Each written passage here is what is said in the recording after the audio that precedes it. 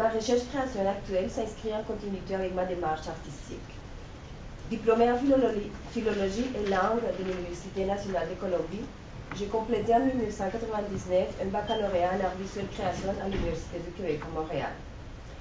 J'ai réalisé un bon nombre d'œuvres dans divers médiums tels la peinture, la gravure, la vidéo, la sculpture.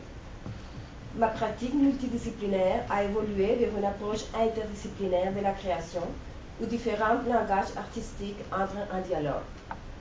Les arts visuels, les sculptures, les arts d'impression, la vidéo, le montage sonore, les compositions électroacoustiques, les mimes, la danse et la performance dans les dernières années. C'est ainsi qu'après 20 années de pratique artistique, j'ai décidé de poursuivre ma recherche au sein de l'École supérieure de théâtre de l'UQAM afin d'approfondir un aspect qui s'est mis à occuper une place de plus en plus importante dans ma pratique, à savoir l'intégration du texte dans l'espace de l'installation et dans la performance. On parle ici du texte littéraire. Le but était de créer, concevoir et réaliser une installation performative à laquelle j'intégrerai le texte, paroles et écriture en l'abordant en tant que matériau plastique, ça veut dire en tant que matériau visuel et sonore. Dans ma recherche, le texte est considéré en tant que matériau plastique, graphique, visuel, sonore, au même titre que les autres matériaux que j'utilise dans la création des œuvres visuelles, comme la cire, le papier, la vidéo, la terre ou d'autres matériaux que j'utilise en art visuel. Aussi, j'aborde les modalités de transposition du texte et les différentes stratégies de son intégration au dispositif de l'installation, ainsi qu'aux actions performatives. Mon expérience personnelle prend une place très importante dans le processus de création. Le vécu personnel, mon vécu personnel, est en étroite relation d'une part avec mon identité individuelle en tant que femme, mère, artiste d'origine colombienne hispanophone, et d'autre part, il est modélé par ma condition de femme artiste immigrante francophone habitant au Québec et au Canada. Mais si on s'interdise pas. On constate dès lors que ma pratique artistique, le dialogue est palpable entre la culture colombienne qui m'habite ou latino-américaine et la culture québécoise, entre mon passé et mon présent, entre la réalité et le souvenir, entre mon histoire personnelle et le contexte social, politique et culturel dans lequel j'habite. La littérature a toujours été présente dans ma pratique artistique, non seulement comme source d'inspiration, mais aussi comme matière de création. Dans mes premières œuvres, les textes faisaient partie de la composition visuelle, soit dans les peintures ou dans les gravures. Il y avait des graphiques qui étaient présents dans la composition visuelle, et plus tard, il était présent en tant que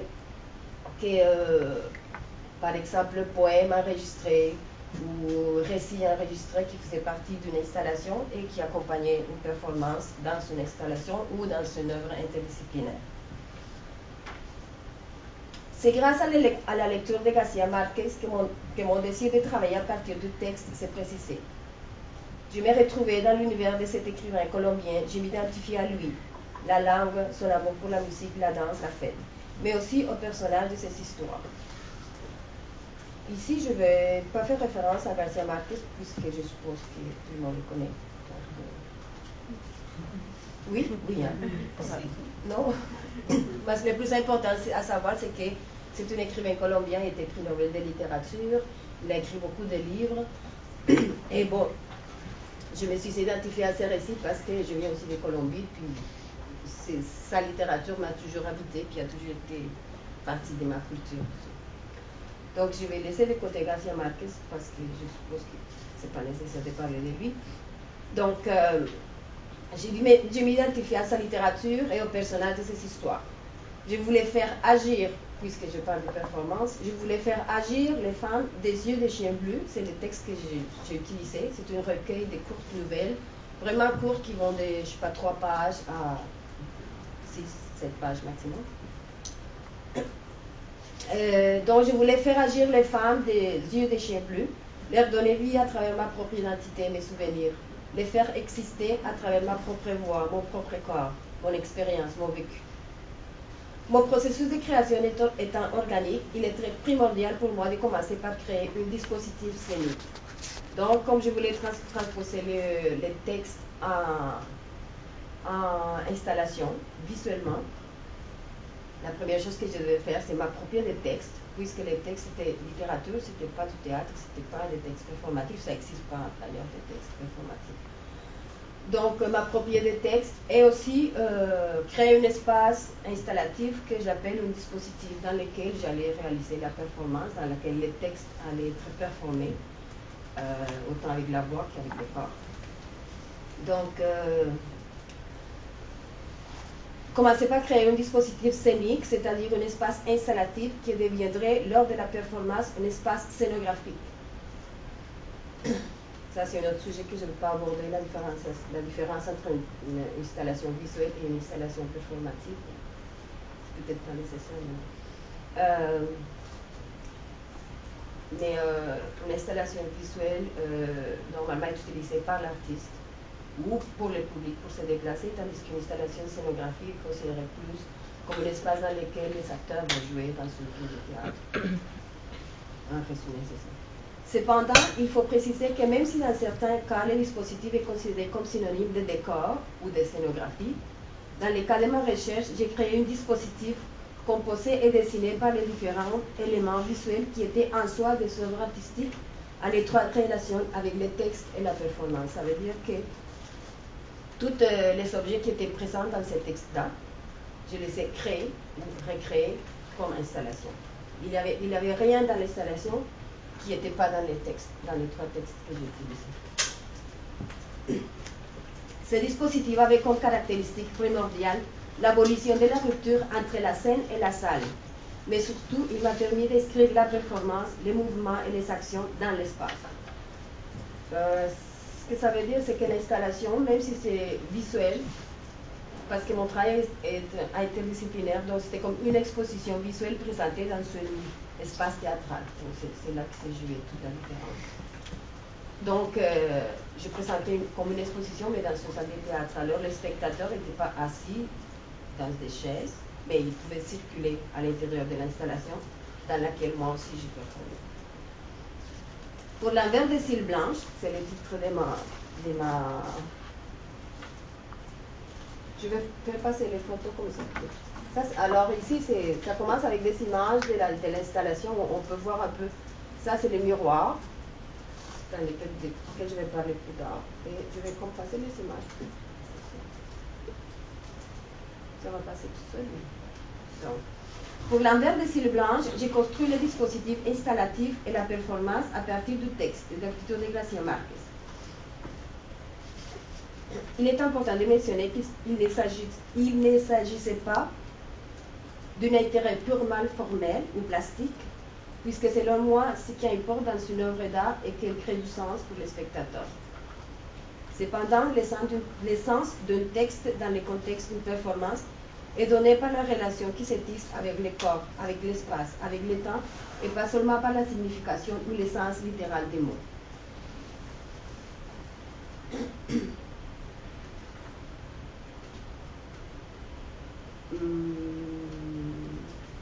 Je travaille généralement de façon très instinctive. Et ce sont habituellement les matériaux qui s'imposent à moi. Mais pour cette œuvre-là en particulier, c'est le texte littéraire qui est devenu les matériaux les plus importants pour la construction de l'installation. Pour l'envers des cils blanches, titre de l'œuvre, j'ai utilisé les trois textes de Garcia Marquez. Et en fait, le recueil est composé de 11 nouvelles qui ont été écrites en 1947 et 1955. Pourquoi j'utilisais ces trois œuvres-là? C'est parce que Yeux de chien bleu se caractérise par une esthétique surréaliste dans laquelle l'écrivain fait appel à des puissantes images jaillies de son subconscient. Cette forme d'écriture, directement liée aux propositions surréalistes des transformations de la signification par la manipulation, la juxtaposition et des collages inhabituels, nous permet d'appréhender le réel à travers l'imaginaire. La vie, la mort, la naissance, la putréfaction, les songes et la réalité sont une seule et même chose. Donc, C'est vraiment des œuvres surréalistes qui bon, comme vous savez, Garcia Marquez, il faisait du réalisme magique. Donc, c'est des œuvres très, très surréalistes où il y a beaucoup de rappel de l'inconscient, c'est très visuel. Et c'est ça qui m'a attiré à travailler avec ces œuvres-là. Et il y a beaucoup aussi travail du temps. Et les temps sont mêlés dans les récits du présent, du passé, du futur. Il y a des choses qui se passent parallèlement. Il y a des morts qui sont en même temps vivants. Donc, ces jeux avec les temps, c'est ça qui m'a intéressé aussi. Tout au long de ces récits, Garcia Marquez nous plonge dans un monde onirique où le temps et l'espace sont définitivement déréglés ou en constante transformation. J'ai choisi de travailler à partir de ces 3 nouvelles parce que chacune raconte l'histoire d'une femme, différente dans chaque nouvelle, et d'âge différent. Une jeune femme somnambule qui cherche les bouts du sédiment sépulcral, une prostituée qui vient d'exécuter son client, et une femme qui remarqua que sa beauté s'était effondrée. J'étais convaincue que ce terrain fécond auquel je m'identifie allait me permettre d'explorer les textes dans toutes ses dimensions pour l'intégrer à l'installation et le performer.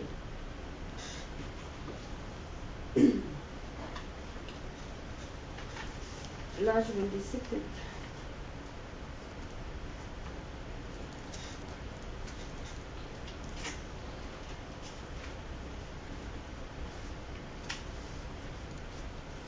Dans les récits La douleur des 3 somnambules, Amargura para 3 somnambules, c'est le titre original, Garcia Marquez aborde le thème de la vie, mais d'une vie imprégnée par la mort.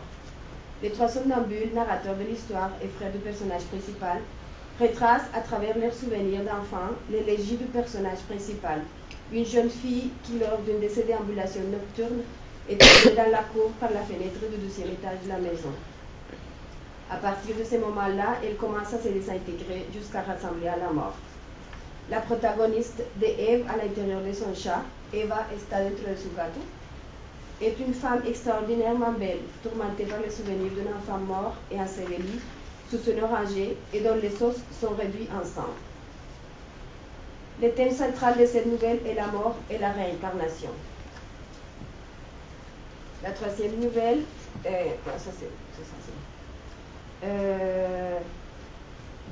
ce qui m'intéressait surtout dans ces textes, c'était les expériences vécues par ces femmes, l'abandon, le désespoir, la libération. Je voulais extérioriser, donner à voir leur courage, leurs révoltes, leurs émotions. À bien des égards, les propos de Pippo del Bono, recueillis par Pierre Nod dans le programme Orchidée, pièce présentée à Paris en 2014, rejoignent l'approche que je préconise. Le théâtre a perdu l'essence de la révolte. Il a établi une structure rigide, faite de personnages, des rôles, des codes, des voix bien placées. Ce n'est pas ce que je veux. Je cherche à retrouver un théâtre de la vie, de la vérité et de la révolution. Tout est théâtre, mais je cherche la vérité des êtres, entre la salle et la scène, partout. Le théâtre est un espace où je peux lever les masques et danser ensemble, hors des rôles et des cadres. Les 3 femmes de ces nouvelles, la jeune fille, la femme prostituée et la femme d'âge mûr, deviendraient une seule et unique femme. Ça serait moi à la performance. Donc, ce que je voulais vraiment, c'est parler de ces femmes-là à travers mon vécu et mon expérience personnelle.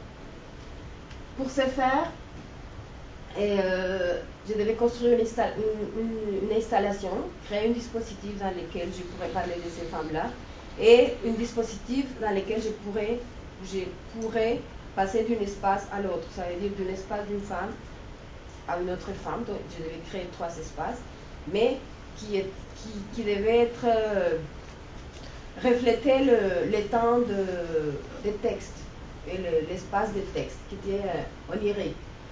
Donc, en lisant les textes, il y a beaucoup, comme vous les voyez un peu dans les photos, il y a beaucoup d'objets dans les textes, mais il y avait un objet qui était présent dans les 3 textes, et c'était un miroir ou une surface réflexive, réfléchissante. Un miroir ou une surface réfléchissante. Donc, c'est pour ça que ce que j'ai fait, c'est pour créer ces 3 espaces et pouvoir traverser d'un espace à l'autre. C'est là que j'ai créé le miroir, les 3 miroirs. Il y avait un miroir dans chaque espace performatif. Donc, parmi les objets qui composent l'installation, il y a 3 miroirs. Dans les 3 nouvelles choisies, Garcia Marquez fait référence aux miroirs ou à des surfaces qui nous renvoient notre image, comme de l'eau ou du cristal. Je vais citer les textes. Mais il était nécessaire et urgent de mettre fin à cette lignée. Quelqu'un devait renoncer à léguer cette artificielle splendeur. Quel était l'avantage pour les femmes de son lignage de pouvoir s'admirer dans ce miroir si pendant la nuit les bêtes poursuivaient leur lent et efficient labeur? Ce n'était pas la beauté, mais une maladie qu'il fallait endiguer et à laquelle elle devait mettre fin de façon énergique et radicale. Une autre citation du texte. Lorsque nous l'avons retourné face au soleil, ses yeux étaient ouverts, sa bouche pleine de cette terre qui devait avoir le goût du sédiment sépulcral. Et ce fut comme si nous l'avions placé devant un miroir. Une autre citation. Puis il, José, c'est les clients de la prostituée dans une des nouvelles. Puis il, José, se dirigea vers l'autre extrémité du comptoir, en passant un chiffon sec sur la surface vitrée. Est-ce que vous avez vu passer le miroir? Oui, dans les images. Je n'ai pas besoin de l'expliquer. Ces miroirs sont gravés. Les miroirs, comme vous voyez là, l'image qui est, en fait, techniquement, ce sont des miroirs dorés que j'ai créé l'image que j'ai fait graver sur le miroir. C'est une image qui est sortie du texte. Tout ce qu'il y a, c'est sûr que c'est a été prêté par ma propre vision des textes, mais ça vient vraiment des textes. Donc, c'est des miroirs que j'ai fait graver au laser, mais l'image qui est dans le miroir, c'est moi qui l'ai créée. Alors, ces miroirs sont gravés d'une image composée à partir des textes. La métaphore du miroir comme élément qui nous donne accès au monde des rêves est clairement exprimée dans cet extrait de La douleur de poisson Namur, une des histoires. Donc, il dit, un jour, elle nous a dit qu'elle avait vu les grillons dans l'ovale du miroir, comme engloutis par la transparence solide, et qu'elle avait traversé la surface des verres pour l'attraper. Nous ne savions pas en vérité ce qu'elle avait voulu nous dire, mais nous avons constaté que ses vêtements étaient mouillés, collés à son corps comme si elle sortait d'un bassin. Donc là, c'est le miroir comme un objet qui nous permet de passer d'une dimension à une autre à travers les rêves, que dans ces cas-là, c'est plus un cauchemar qu'un rêve, parce qu'elle est somnambule, le personnage somnambule, il est isolé. Donc sa façon d'échapper à cette réalité de solitude et d'abandon, c'est de rêver. Mais plus que des rêves, c'est des cauchemars. On rêve avec des grillons, qui est les grillons de l'attaque. Et finalement, il y a toujours un parallèle entre ce qu'elle rêve et la réalité. Comme dans ces cas-là, elle rêvait qu'elle essayait d'attraper un grillon qui était dans ce miroir, mais en fait, il est en train de tomber du deuxième étage de sa maison. Une autre citation. Elle l'évoquait, l'enfant, somnambule sous la pelouse du jardin au pied de l'oranger, une poignée d'humus dans la bouche. Elle croyait les voir dans sa fosse d'argile, creusant vers les hauts de ses ongles et de ses dents, fouillant l'effroi qui mordait son dos, cherchant une issue vers le jardin à travers ce petit tunnel où on l'avait déposé parmi les escaliers.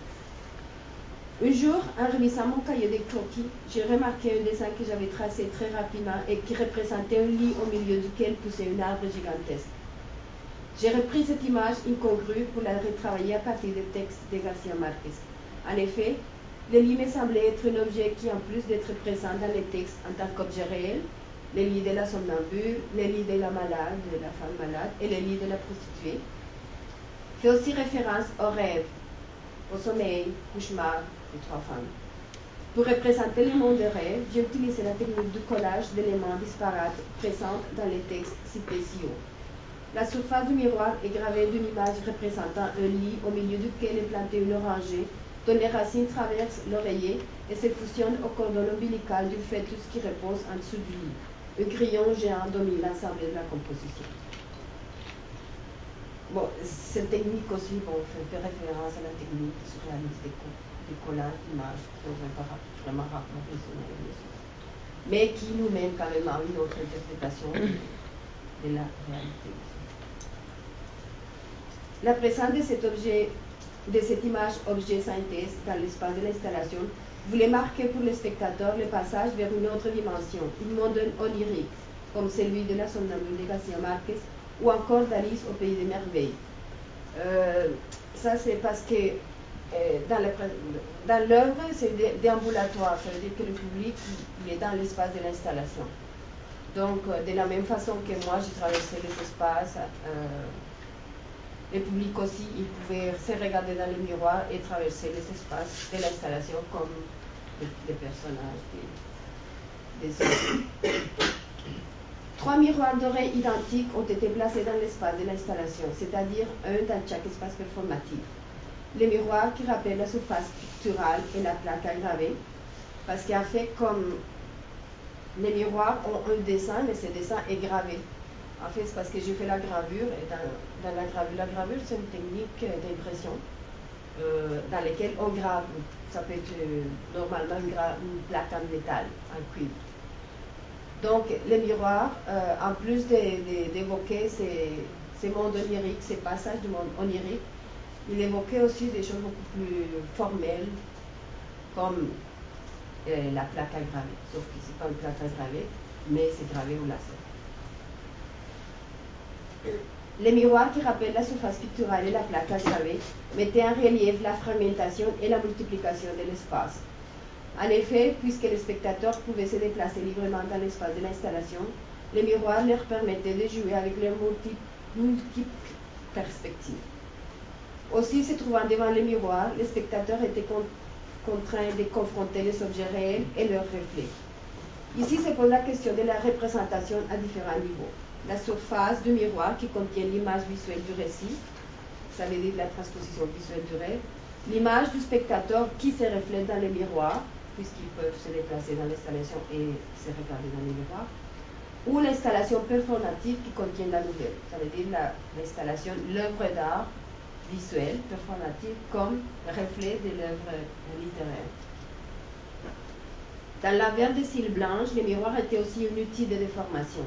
La surface du miroir, où a été gravée l'image, devenait plus mince et translucide. Parce que là où il y a les dessins gravés, ça devient mince. Donc la lumière peut traverser. Comme vous voyez ici dans cette image-là, c'est qu'avec le travail de lumière, l'image qui était dans le miroir s'est reflétée dans l'espace de l'installation. Parce que, à cause que ça venait mince, ça venait translucide aussi. La surface du miroir a été gravée, où la surface du miroir a été gravée, l'image devenait plus mince et translucide. Ce fait, ajouté à celui que le miroir reflète la lumière, a été grandement utilisé dans la conception de l'éclairage. De la même façon qu'avec les tissus perforés, nous avons exploré différentes possibilités d'éclairage en utilisant ces deux caractéristiques des miroirs, la translucidité et la réflexivité. Nous avons expérimenté différents angles et intensités de production de la lumière sur les miroirs, différentes distances de la source de lumière, ça veut dire des fois les éclairages étaient plus loin, plus proches, on pouvait travailler comme ça avec la réflexion des miroirs et la translucidité. Différentes positions par rapport à la source de lumière, comme pour quelques... je pouvais performer devant le miroir ou derrière le miroir, selon comme la lumière avait été utilisée dans le miroir. Les miroirs ont été éclairés de façon à exploiter leurs matériaux et leur position dans l'espace. Ils ont été éclairés dans l'arrière de manière à projeter l'image gravée sur le plancher de la salle et sur le visage des spectateurs.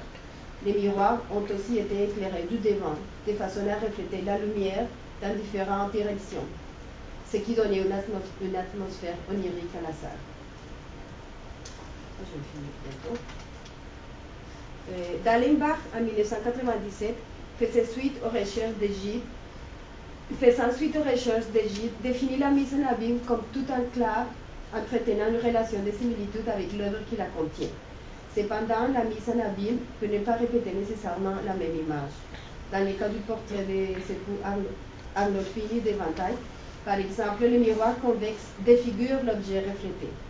De la même façon, les miroirs dans les œuvres de Magritte, Bacon ou Velázquez modifient les formes et les corps, mettant ainsi une distance entre l'objet et sa représentation. Il y a une différence entre l'objet et son image réfléchie. Ce n'est pas le même. C'est ainsi que dans l'envers des cils blanches, différents types de mise en abîme sont à l'œuvre. La mise en abîme des objets de l'installation, qui se reflètent partiellement dans les trois miroirs. La mise en abîme des spectateurs qui font partie de l'installation et qui en même temps se reflètent dans le miroir. La mise en abîme des récits de Garcia Marquez qui sont transposés dans l'installation performative. La mise en abîme de moi-même qui me reflète dans l'œuvre, dans le miroir, mais aussi dans l'autre performance. Je ne sais pas si vous avez vu, tantôt je vous expliquais ça.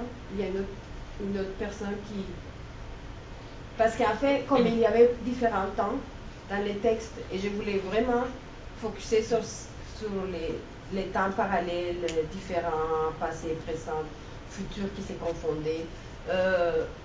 Normalement, j'ai fait mes performances tout seul. Mais à cause des textes, j'ai dû faire appel à une autre performance qui en fait c'était mon reflet. C'est elle qui était plus jeune, puis elle faisait comme mon passé, ma descendance. Donc en même temps, ces performances-là étaient mon reflet, ça faisait comme mon miroir aussi. Mais aussi dans la mise en abîme de moi-même qui me reflète dans l'œuvre, dans le miroir, mais aussi dans l'autre performance, qui est mon alter ego lors de la performance, mon double, mon passé et ma descendance. Néanmoins, ces réflexivités ne sont pas mimétiques, puisque dans tous les cas, il y a un décalage entre l'image et son reflet. Les reflets de l'installation dans le miroir sont fragmentaires et changent selon la position du spectateur. Ben, j'ai fini là. Mais, et ça, comme cette image-là aussi, j'ai joué vraiment la métaphore du miroir dans tous les sens dans l'œuvre, pas seulement dans les objets, mais le fait que l'autre performance fait comme un double, et on est tout le temps en train de jouer avec ces décalages, avec elle pour justement mettre en évidence les temps dans les récits. Merci. C'est bon ici, on les voit faire.